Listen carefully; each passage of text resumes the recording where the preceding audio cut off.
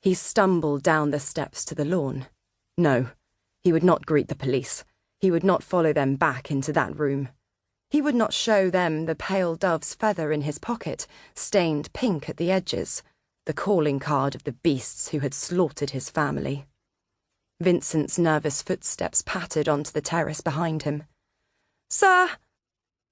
The police officers were hammering at the front door with increased urgency now. Soon they would discover the gate that led to the back of the house. "Sir, the baby is alive!" He wheeled around, and Vincent held the child out to him. Soft tufts of dark hair and brown eyes.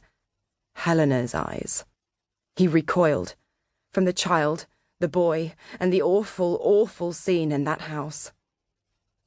But there was something in the baby's hand. He frowned. It was a hydrangea, one of Helena's beloved hydrangeas.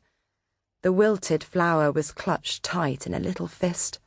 The pale stem was mottled brown, the faded petals withered and curled. What's happening?" murmured Vincent in awe. The baby's arm jerked, and the flower began to straighten. The stem grew thicker, rich greens bleeding through the plant's cells, giving it a healthy vibrancy. The withered petals smoothed, the colour deepening, becoming a vivid mauve. Then the flower head quivered, and the mauve faded into a soft purple, then cream. He stared at the baby, shaking the flower as the petals opened and closed as if by command. The child gurgled, and his chest tightened again. Helena's eyes, Helena's hydrangeas. This was wrong. Wrong. John shook his head. "The child should have perished with its mother," he rasped. "But, sir—" His arm snapped forward, and he hurled the whiskey tumbler across the garden like a missile. With a clinking thud, it struck the trembling boy clean in the face, slicing through his eyebrow and cheek. The boy stared at John in shock, clapping a hand to his face as the blood poured through his fingers and onto the baby's vest. In the child's quivering fist, the flower rotted to dust.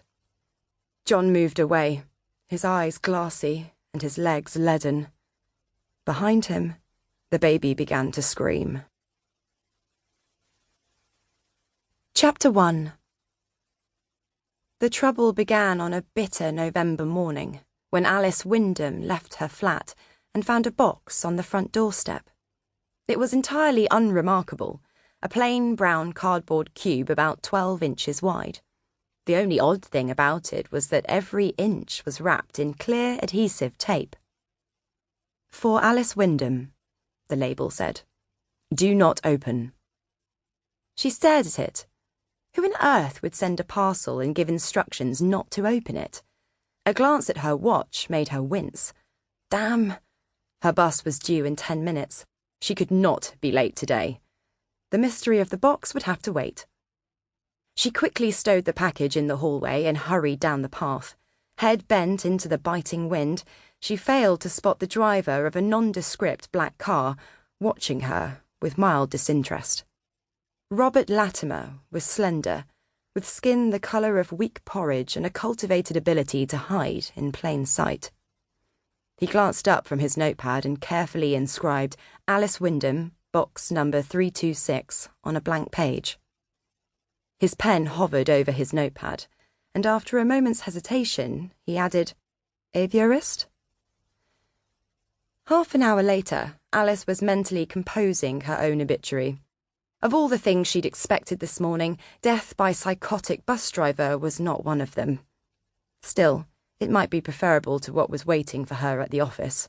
A full contingent of the senior managers would be arriving soon, ready to listen to her presentation. Her first since she'd joined the company over a year ago. Her best friend, Jen, had promised her a bottle of Prosecco if she got through it. Privately, Alice thought she stood a better chance if she had the Prosecco before the presentation.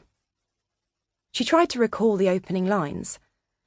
"The survey of customers who complained about our concessionary stores revealed that they..." Shit. What had the survey revealed?